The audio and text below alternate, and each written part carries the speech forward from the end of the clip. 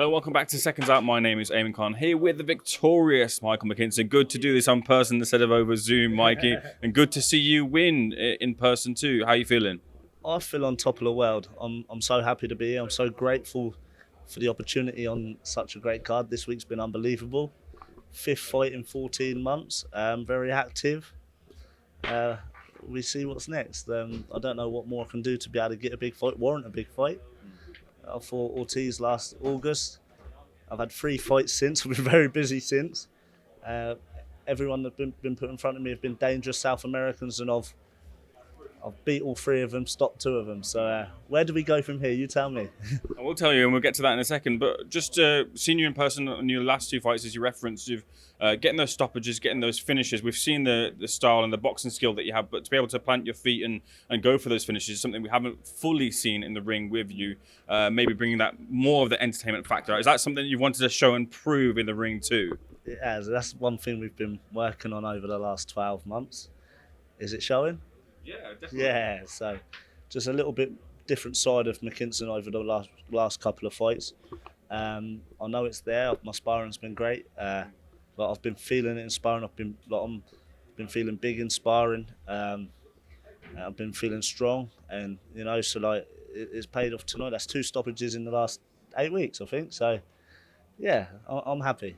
Talk me through this on what we're seeing in particular to set up this stoppage tonight. So I was patient in the first round. I stepped back, straight left hand, and he went down. It was a lovely shot. The bell went. A few times early on, and I would catch him in that left hand, and he looked a bit wobbly. So it was about being a little bit patient. But then whenever I got close to landing big shots, he would hold and mess me up a little bit. And at times it felt like I was fighting a journeyman again. Yeah.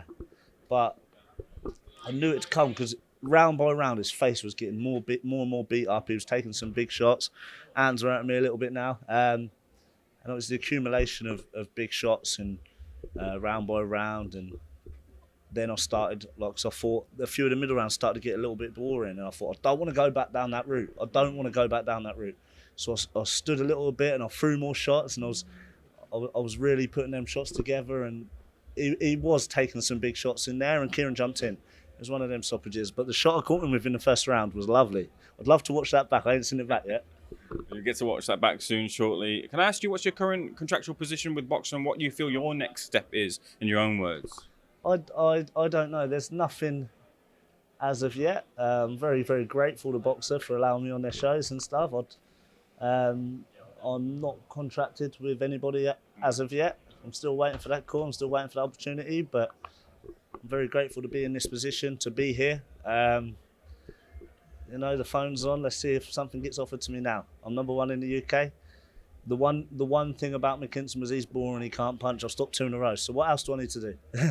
Mike, I don't know how much you want to talk about this, but there were some rumours about your position on the card tonight. Can you clarify if there was any problems with that and how it got rectified, if there was any truth to the rumour? I don't really know. There was a rumour I was on early in the card, and I came into fight week thinking I was on early, and fight week I found out I was on first on the TV, so I'm very, very happy. There wasn't nothing set in stone, I believe, at all, so I don't really know about that. Obviously, I wanted the TV spot. I didn't think I would get it because I'm not signed to boxer and stuff. But you feel you deserve it? Of course, I'm number 1 in the UK. I'm 26 pro fights now.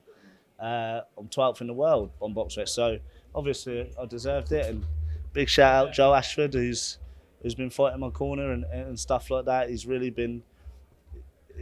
since the Ortiz fight, he's really helped me and been able to get me these opportunities. So I'm very, very grateful. Obviously grateful to the whole platform of Boxer, Sky Sports, BENN, Shalom, because I'm not signed and look where I am. After the Ortiz fight, I could have gone back to fighting on small hall shows where I started, and I'm still clinging on these big events, Now, you lay claim to that number 1 position at welterweight. Look, there will be interested observers in the British sense and also worldwide, but specifically, Kell Brook was ringside. Did you catch a word with Kell and the potential of that fight in the future, of course, as well too? No, he's a big guy, isn't he, Cal? I don't know if he would make 147 unless it was actually worth it. He's a big guy.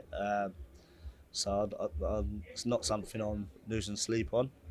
I was down in weight real early. I'm a solid 147 fighter. I don't see myself moving up anytime soon. But you know, the bigger the fight, the better. 100% if that call came, I'd have it. But I don't see it happening.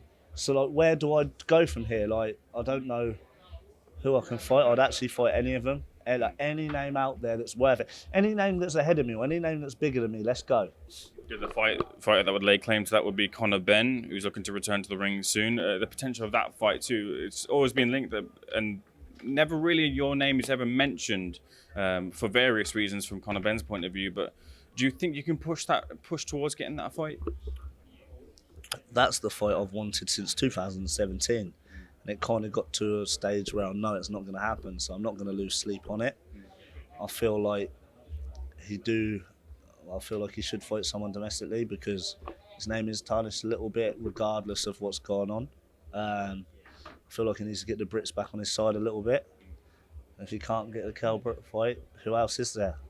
Michael McKinson. But I'm not losing sleep on it. I know they don't want to go that route. They don't want to fight McKinson. They're looking at Pacquiao, Brook, names like that. So, but if the call came, yes, please. Final thing I want to touch on, look, this is Bournemouth, but you're from Portsmouth. You must be dreaming of something like this, but over at Fratton Park for sure. Yeah, this has been an unbelievable week. It's not quite Fratton Park, it's not quite Portsmouth, but unbelievable, and it feels so great to be here. My Portsmouth supporters came out in numbers. One day it will happen.